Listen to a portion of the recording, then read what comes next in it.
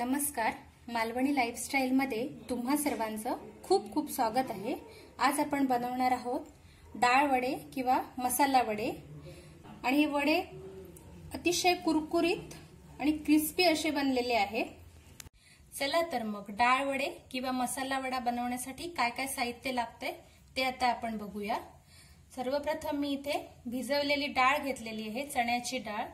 दोन्ही डाळी मी ही चण्याची डाळ आहे आणि ही मुगाची डाळ आहे। ती दोन्ही डाळी मी 4 तास भिजवून घेतलेले आहेत। चण्याची जी डाळ आहे ती 1 वाटी आहे आणि मुगाची डाळ आहे ती अर्धा वाटी घेतलेली। ते तर भिजून वाढलेले आहेत त्या डाळी। त्याच्यानंतर कांदा आहे तो वाटीभर घेतलाय बारीक चिरलेला, बारीक चिरलेली कोथिंबीर, 5-6 लसूण पाकळ्या, 2 मिरच्या, हिरव्या मिरच्या, त्याच्यानंतर थोडंसं आलं म्हणजे 1 इंच किंवा अर्धा इंच आलं आवडीप्रमाणे। तांदळाचं पीठ घेतलं इथे 2 चमचे छोटे। त्यानंतर भाजलेले शेंगदाणे आहेत 1 चमचा। अख्खा धणा आहे इथे घेतलेला तो 1 चमचा आहे। त्याच्यानंतर 5 काळी मिरी घेतली आहे, 1 लाल मिरची आहे सुकी, तर थोडंसं 1/2 चमचा जिरं, 1/2 चमचा बडीशेप आहे इथे आणि 1 इंच दालचिनी आहे, ते छोटे तुकडे तुकडे करून घेतलेत आणि 5 ते 6 कढीपत्त्याची पानं घेतली आहे तिथे आणि लिंबाचा रस पाहिजे, अर्ध्या लिंबाचा रस आपण वापरणार आहोत त्याच्यासाठी। डाळ वडे बनवण्यासाठी प्रथम मी मसाला वाटून घेणार आहे। त्याच्यासाठी मी एक भांडं ठेवलंय गॅसवरती, त्याच्यात आता सगळा मी खडा मसाला घालून थोडासा भाजून घेणार आहे। सर्वप्रथम मी चमचाभर धणे आहेत ते घातले, त्याच्यानंतर बडीशेप, दालचिनी, जिरं आणि काळी मिरी आहे ती घातली आहे। मिरची मी नंतर वाटून घेणार आहे फक्त। हे सगळं आता आपण भाजून घ्यायचंय व्यवस्थित। भाजलेला जो आपला मसाला आहे तो मिरची आणि शेंगदाणे मी आता मिक्सर मध्ये वाटून घेणार आहे। मसाला जो आहे तो मी खसखशीतच वाटून घेतलाय, एकदम बारीक करायचं नाही, थोडा जाडसर ठेवायचा। आता आपल्याला डाळ वाटून घ्यायची आहे भिजलेली, ती पण पाणी अजिबात न घालता वाटायची आहे, थोडी थोडी। मी थोडी वाटून घेते, सगळी एकदम वाटली जाणार नाही, त्यामुळे थोडी थोडी डाळ वाटून घ्यायची। मी ती पण एकदम बारीक नाही करायची, थोडी खसखशीत वाटण ठेवायचं। डाळीमध्येच आपल्याला मिरची, लसूण आणि आलं घालून घ्यायचे। तसेच आवडत असतील तर कढीपत्त्याची पानं घातली तरी चालतात किंवा ऑप्शनल आहे, जर आवडत नसतील कढीपत्त्याची पानं तर नाही घातली तरी चालतात। मी आता इथे खसखशीत जाडसर पेस्ट करून घेतलेली आहे। जर वाटली जात नसेल डाळ तर त्याच्यात थोडा चमचाभर पाणी वाटताना घातलं तरी चालतं, पण जास्त पाणी ऍड करायचं नाही। चमचाभर डाळ मी भिजलेली वेगळी ठेवली होती, ती मी वाटलेली नाहीये, ती तशीच आपल्याला त्या मिश्रणामध्ये ऍड करायची आहे। मिश्रण आता माझं हे सगळं वाटून झालेलं आहे डाळ, आणि त्याच्यात मी आता अख्खी जी डाळ ठेवलेली आहे ती घालून घेते। वाटीभर कांदा,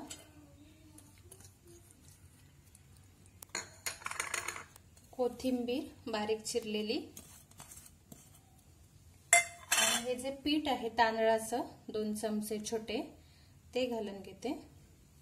पीठ आपण बाइंडिंग साठी घेतलेलं आहे, म्हणजे जर पातळ झालं डाळीचं वाटण तर आपल्याला वडे करायला व्यवस्थित होणार नाही, त्याच्यासाठी हे पीठ घालून घेतले। आपला जो भाजलेला मसाला आहे वाटलेला तो मी घालून घेते इथे।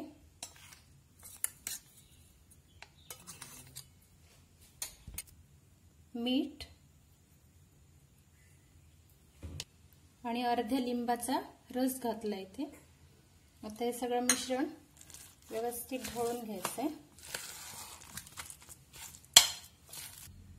हिरवी मिरची आपण घातलेली आहे म्हणून मी थोडासाच लाल तिखट घालून घेणार आहे, अर्धा चमचा. आणि सगळं मिश्रण व्यवस्थित एकत्र करून त्याचे आपल्याला आता छोटे छोटे वडे करायचे आहेत. वडे करायला घेणार आहे मी आता हातावर थापायला.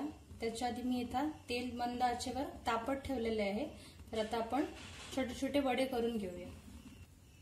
हाताला तेल लावून छोटे छोटे आपण जे पॅटीस बनवतो तसे वडे छोटे छोटे करून घ्यायचे. हाताला चिकटू नयेत म्हणून तेल लावून घेतले मी. अशा प्रकारे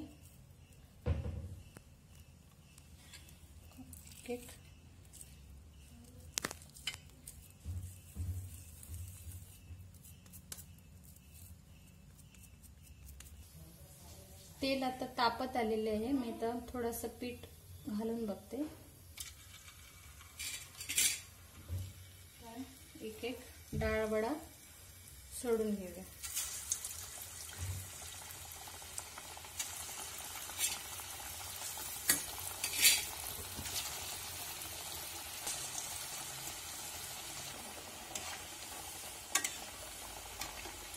गॅस मी आता मध्यम आचेवरच ठेवलेला आहे, कारण एकदम जर गॅसची फ्लेम मोठी असेल तर वडे वरून जळून जातात आणि आतमध्ये मऊ राहतात.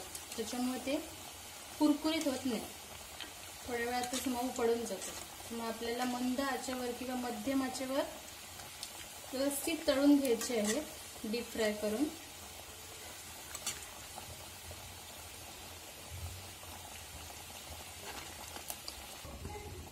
अशा प्रकारे लालसर रंगावर कुरकुरीत वडे तळून घ्यायचे सगळे. अशा प्रकारे सर्व वडे मी तळून घेतले.